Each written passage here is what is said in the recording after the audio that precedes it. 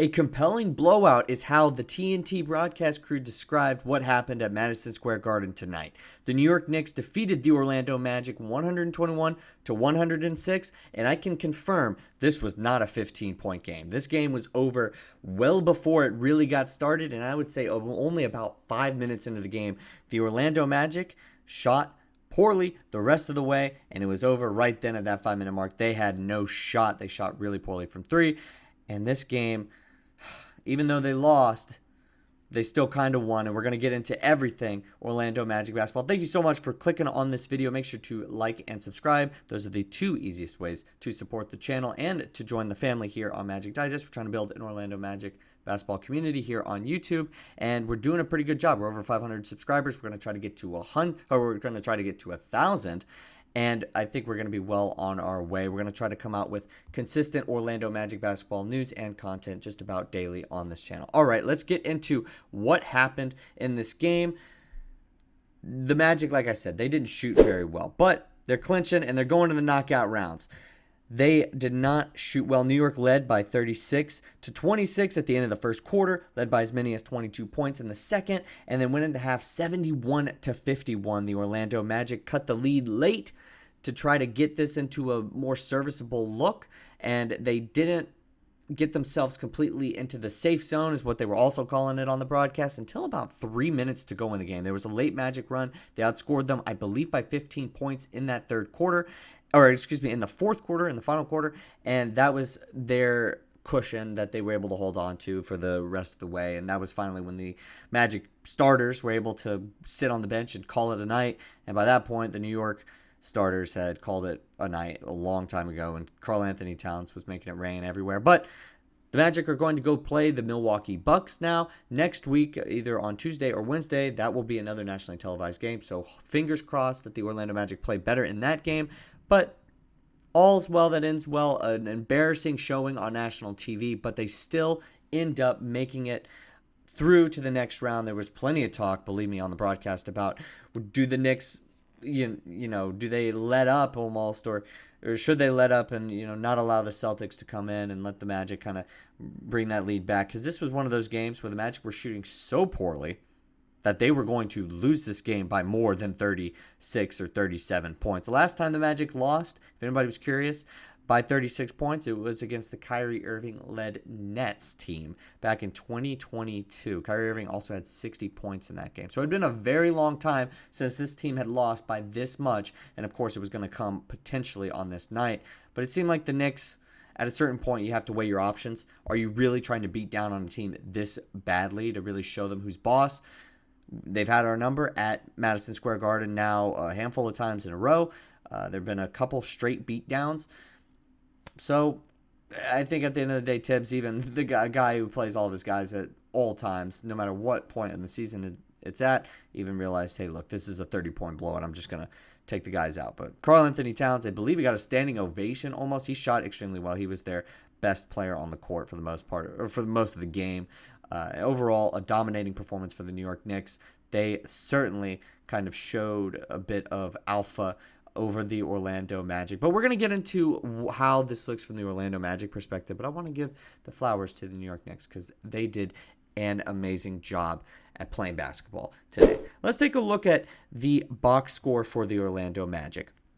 We cannot start the analysis for this team without mentioning, first of all, Paolo Banchero still out. We just talked about how he's getting back on the court. He didn't play, obviously, but the big scratch was Goga Bitadze. He didn't play either. He was originally actually reported to be in the starting lineup, but then became a late scratch ruled to a right ankle sprain.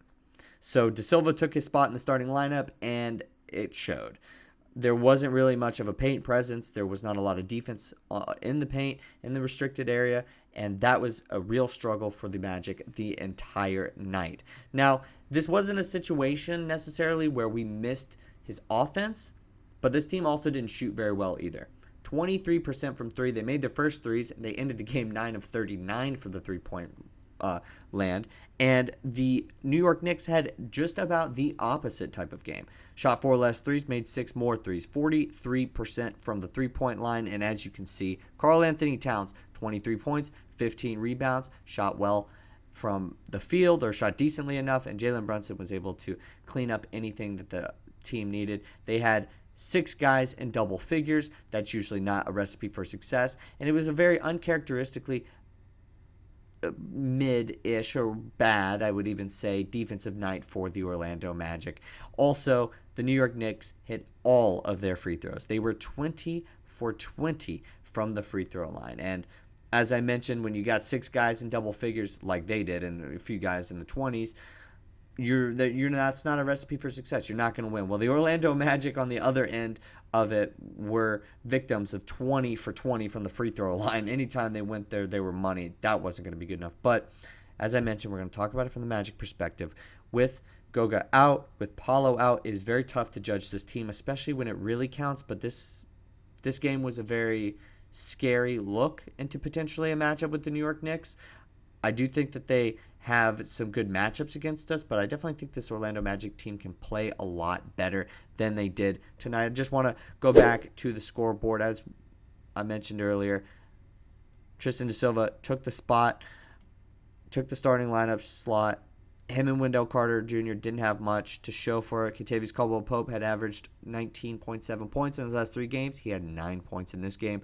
Franz Wagner did not really shoot well for most of this game, but still added 30 points and kind of stuffed the stat sheet. I think that's where he's at right now. If he's not shooting well, he's still going to stuff the stat sheet. But Jalen Suggs really struggled. That was super unfortunate to see. Mo Wagner played very well.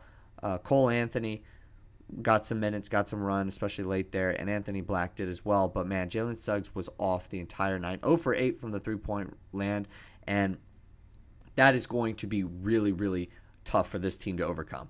Like I said, if that guy is out, if Paolo Banchero is out, this team is tough to judge, and we're going to need to pick up the pieces. And Jalen Suggs, unfortunately, was not able to do that for the Orlando Magic.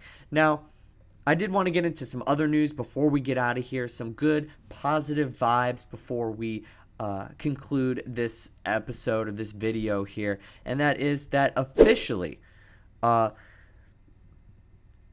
Wagner, Jamahl Mosley, nominated for Player and Coach of the Month. Thank God, and this was obvious. I had talked a little bit about Franz being the Player of the Month, and I will probably start a protest if he is not, a little bit of a riot outside NBA headquarters if he is not. But Jamahl Mosley, a nice surprise, nice addition to the monthly awards that this team could potentially get. We will probably hear more news about this very soon, and I will definitely make a video on it and why these guys are both, in my opinion, deserving. So Player and Coach of the Month for the Eastern Conference potentially on the way for the Orlando Magic. Orlando concluded its 5-game New York road trip in the Big Apple by going 2-1 against the 2 teams in the NBA that are in New York, Brooklyn and the New York Knicks, and the Magic will return to face the Knicks on January 6th. That is going to be a very important day for Orlando as they are trying to now, by that point, gauge where they are in a potential playoff matchup between them and the Knicks. Who knows? I think the only way that they match up against each other is a 4 versus a 5, but we'll have to wait and see. Also, big shout out to ESPN's top 25 under 25 list. 3 players for the Orlando Magic made it to that list. 2 in the top 4, obviously Paolo Banchero and Franz Wagner made it into the top 4. So super promising stuff. Guys, let me know what you think about the game against the New York Knicks down below. What was your biggest takeaways from it? There was a lot to cover, a lot in this video. I tried to do my best here, so you're going to have to, thank you for bearing with me. But let me know what you guys think. Let me know what I missed. What are your biggest takeaways from the game against the Knicks? But that's all the time I have for today. Hopefully next time we'll have some more good news. This is the first bad news video in a very long time. But hopefully more good news coming up. But thank you guys so much for watching, and I will see you guys next time with more Orlando Magic basketball content.